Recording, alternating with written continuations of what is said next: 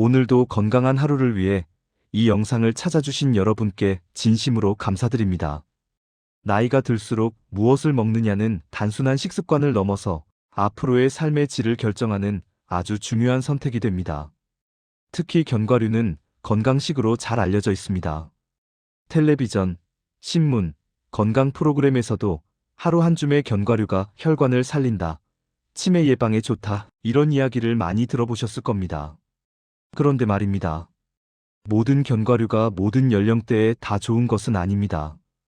특히 60대 이후에는 어떤 견과류는 오히려 건강을 해칠 수도 있습니다. 오늘 영상에서는 60대가 반드시 조심해야 할 견과류, 피해야 할 견과류의 종류와 이유, 왜 젊을 때는 괜찮았는데 지금은 위험해지는지, 그리고 그렇다면 어떤 방식으로 먹는 것이 안전한지 전문가의 시선으로 차분히 설명드리겠습니다. 이 영상은 공포를 조장하기 위한 목적이 아니라 여러분의 소중한 몸을 지키기 위한 현실적이고 꼭 필요한 정보 전달을 위한 내용입니다. 60대는 몸이 약해진 시기가 아닙니다. 다만 젊을 때와는 다르게 소화력, 혈관 상태, 신장 기능, 혈당 조절 능력 등이 서서히 변하는 시기일 뿐입니다. 그래서 예전에 문제없던 음식이 지금은 부담이 될 수 있고 조금만 과해도 몸에 바로 신호가 오는 시기이기도 합니다.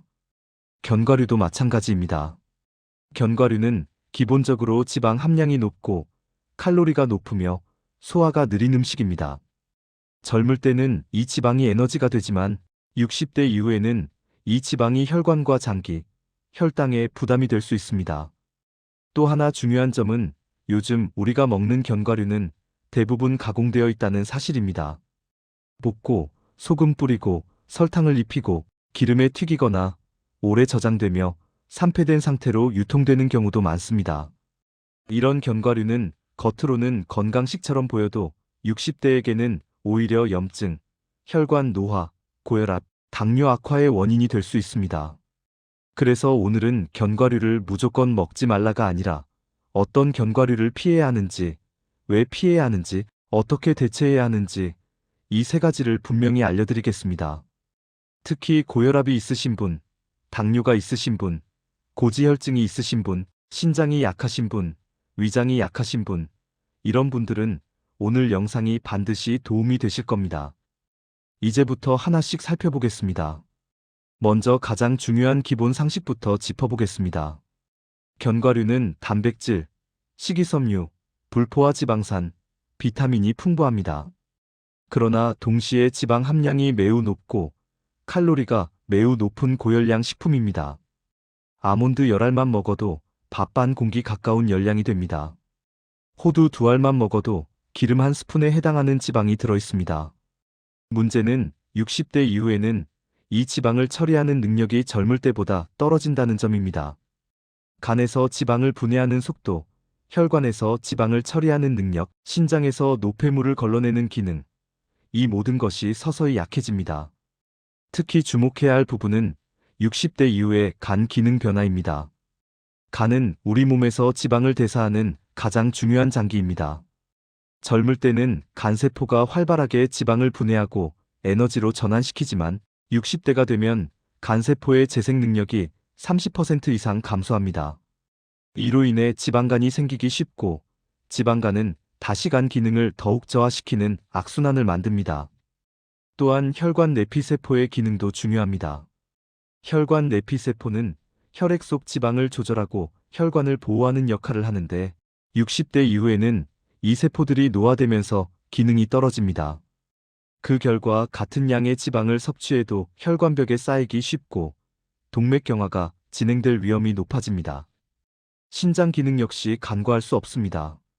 신장은 혈액을 걸러 노폐물을 배출하는 기관인데 60대가 되면 사구체 여과율이 매년 약 1%씩 감소합니다. 견과류에 들어있는 인과 칼륨 같은 미네랄은 적당량은 필요하지만 신장 기능이 떨어진 상태에서 과다 섭취하면 체내에 축적되어 부정맥이나 근육 경련을 유발할 수 있습니다. 그래서 견과류를 예전처럼 습관적으로 먹다 보면 어느 순간부터는 혈중 중성지방이 오르고 콜레스테롤 수치가 올라가고 체중이 늘고 속이 더부룩해지고 혈당이 불안정해질 수 있습니다. 이제부터 60대가 특히 피해야 할 견과류를 하나씩 정확하게 짚어드리겠습니다. 첫 번째로 말씀드릴 견과류는 바로 땅콩입니다. 많은 분들이 땅콩을 견과류라고 생각하시지만 사실 땅콩은 콩류에 더 가까운 식품입니다.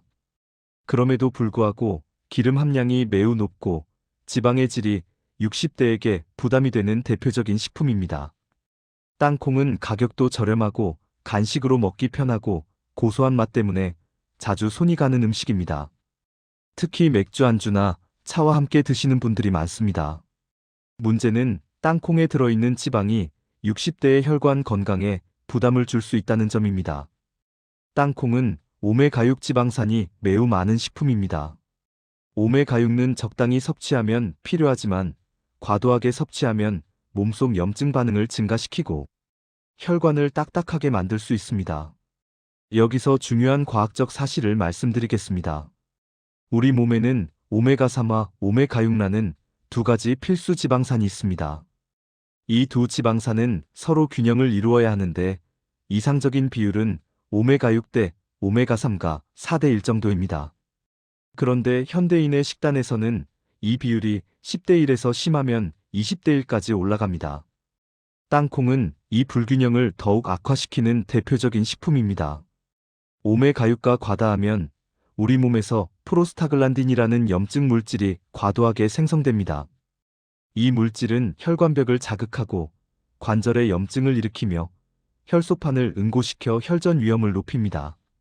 젊을 때는 이 염증 반응을 잘 조절할 수 있지만 60대 이후에는 염증을 조절하는 능력이 약해지면서 관절 통증, 혈압 상승, 혈관 노화로 이어질 가능성이 커집니다. 또한 시중에서 판매되는 땅콩의 대부분은 기름에 볶거나 소금을 많이 뿌린 상태로 판매됩니다. 이렇게 가공된 땅콩은 나트륨 함량이 높아 고혈압을 악화시킬 수 있고 신장 기능에도 부담을 줍니다. 특히 혈압약을 드시고 계신 분, 심장 질환이 있으신 분, 신장 수치가 경계선에 있으신 분들은 땅콩 섭취를 반드시 줄이셔야 합니다. 또 하나 중요한 점은 땅콩은 곰팡이 독소에 취약하다는 사실입니다. 땅콩은 저장 과정에서 아플라톡신이라는 강력한 독성 물질이 생기기 쉬운 식품입니다. 이 독소는 간에 큰 부담을 주고 장기적으로는 간 질환 위험을 높일 수 있습니다. 아플라톡신에 대해 좀 더 자세히 설명드리겠습니다. 아플라톡신은 아스페르길루스라는 곰팡이가 만들어내는 독소로 세계보건기구가 지정한 1급 발암물질입니다. 특히 땅콩은 땅속에서 자라기 때문에 습기에 노출되기 쉽고 수확 후 건조와 보관 과정에서 곰팡이가 번식하기 좋은 조건이 됩니다. 문제는 이 독소가 열에 강하다는 점입니다.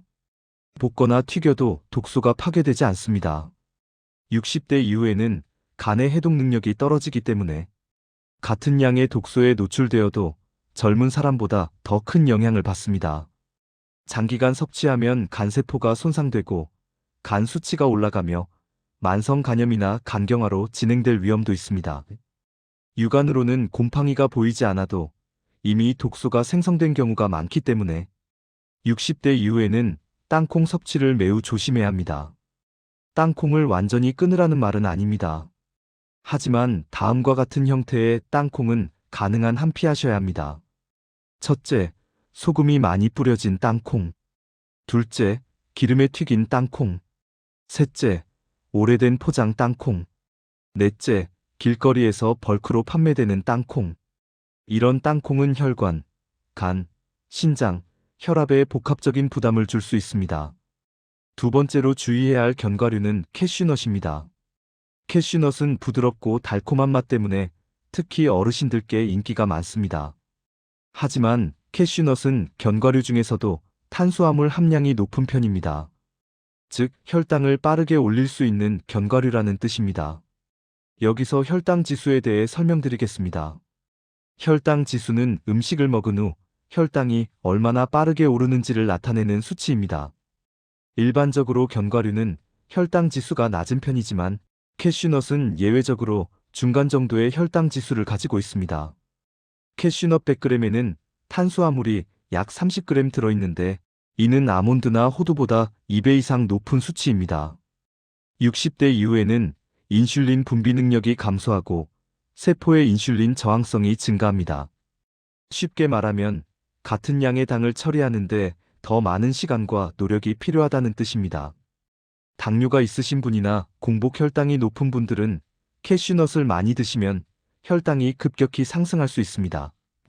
또한 캐슈넛 역시 기름에 볶고 소금을 첨가한 제품이 대부분이기 때문에 혈압과 콜레스테롤 관리에 불리합니다.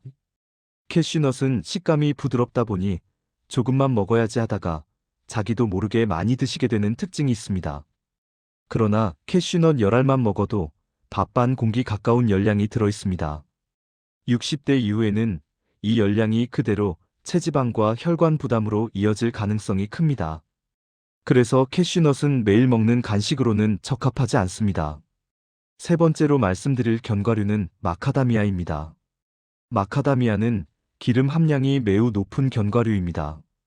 부드럽고 고소한 맛이 특징이지만 지방 비율이 지나치게 높습니다.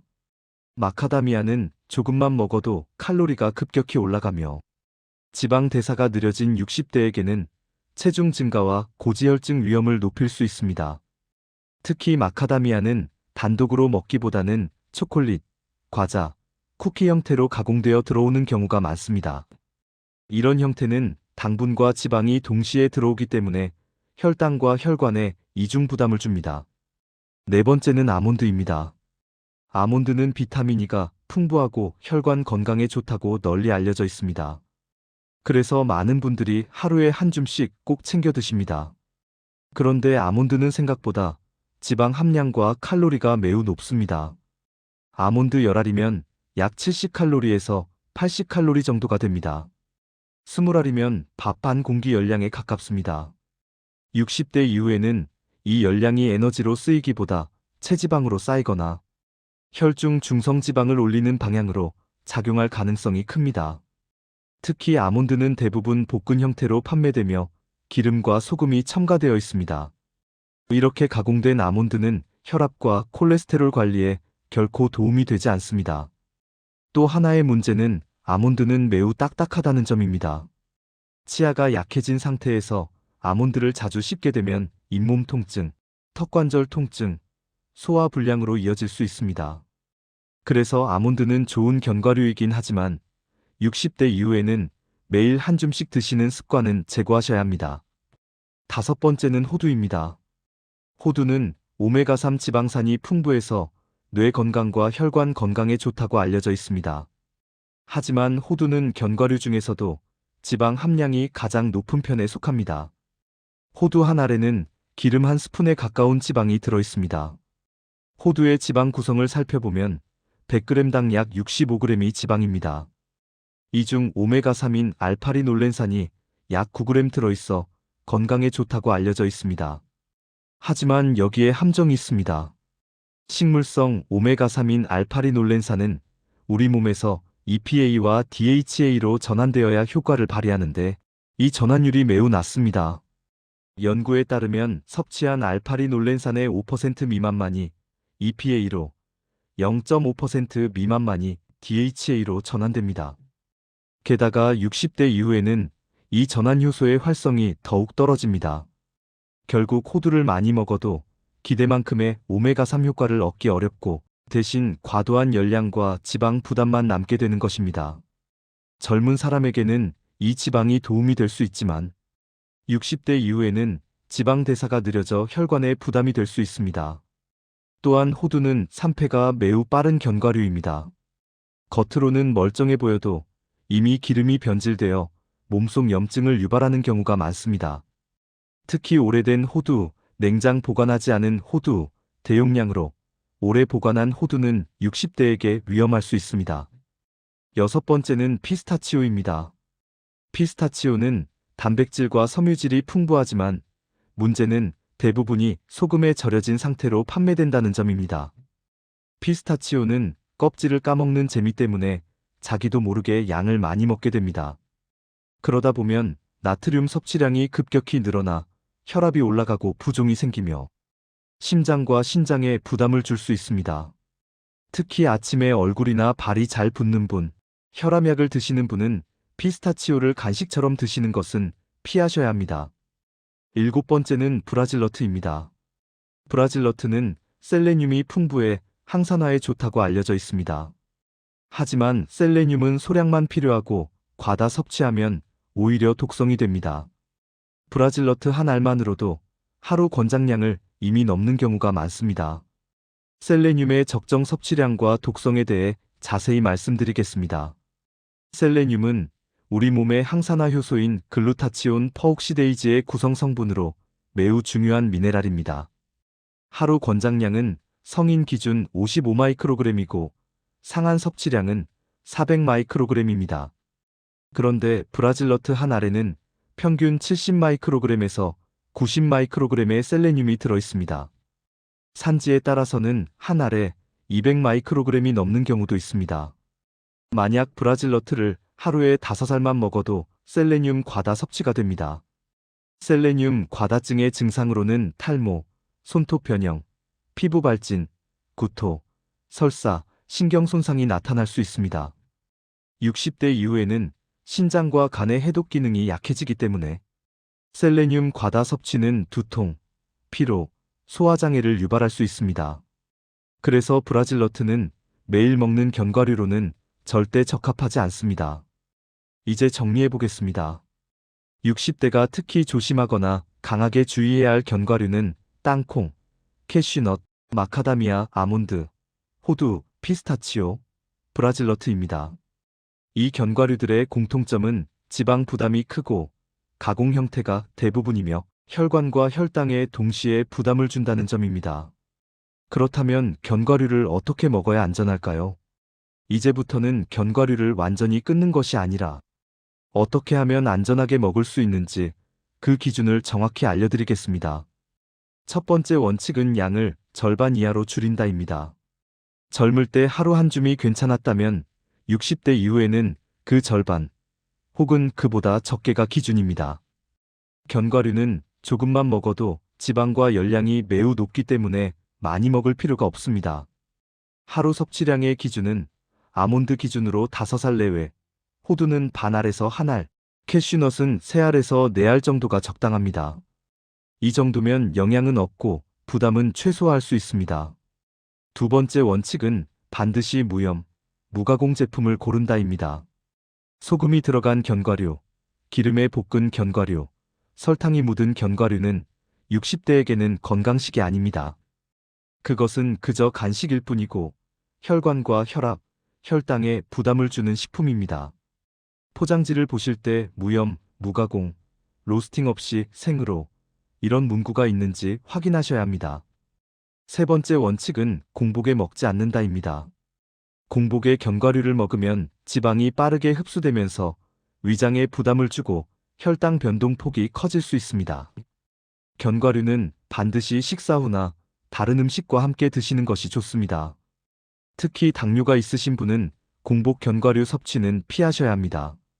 네 번째 원칙은 씹기 힘들면 갈아서 먹는다입니다. 치아가 약해지면 견과류를 제대로 씹지 못해 소화불량이 생길 수 있습니다. 이럴 때는 견과류를 곱게 갈아서 죽, 미음, 요거트, 샐러드에 조금씩 섞어 드시는 것이 좋습니다. 다섯 번째 원칙은 보관이 가장 중요하다입니다. 견과류는 공기, 빛, 열에 노출되면 기름이 쉽게 산패됩니다. 산패된 기름은 몸속 염증을 증가시키고 혈관과 간에 부담을 줍니다. 그래서 개봉 후에는 반드시 냉장 보관하거나 소분해서 냉동 보관하셔야 합니다. 상온에 오래 둔 견과류는 60대에게 매우 위험할 수 있습니다. 여섯 번째 원칙은 매일 먹지 않아도 된다입니다.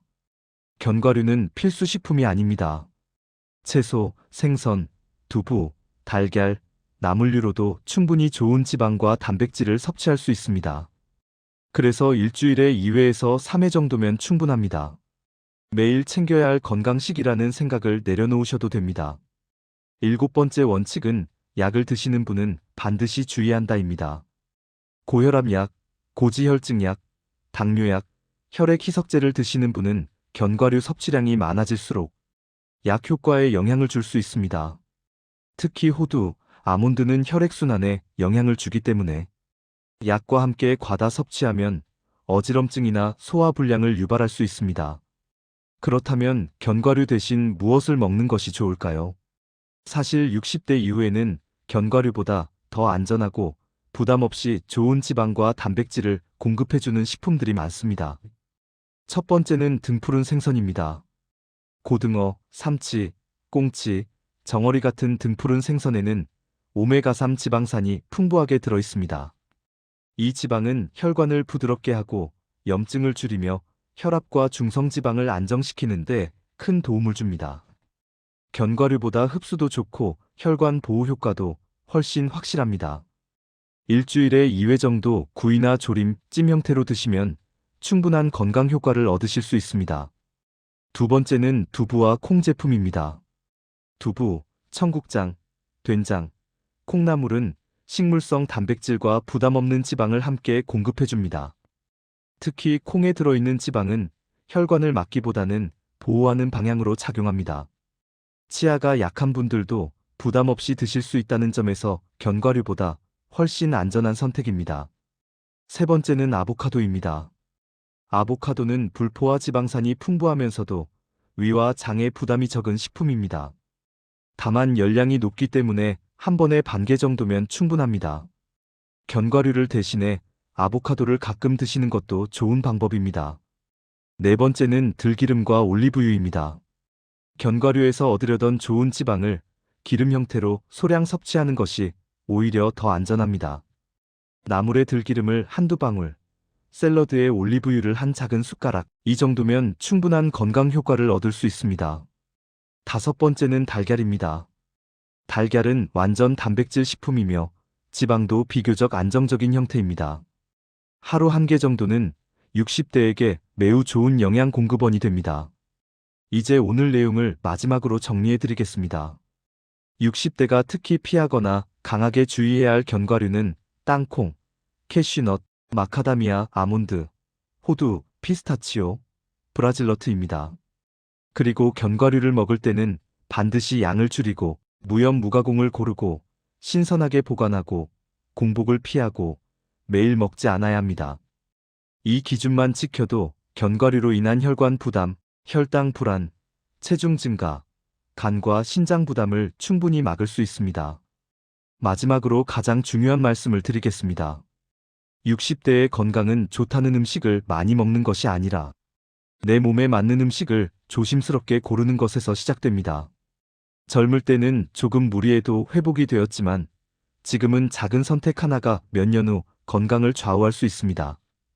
오늘 영상이 여러분의 식탁을 조금 더 안전하게, 조금 더 편안하게, 조금 더 오래 건강하게 만드는 도움이 되었기를 바랍니다. 앞으로도 무엇을 먹느냐보다 어떻게, 얼마나, 어떤 상태로 먹느냐를 한번 더 생각해 보시는 현명한 선택을 하시길 바랍니다. 끝까지 시청해 주셔서 진심으로 감사합니다.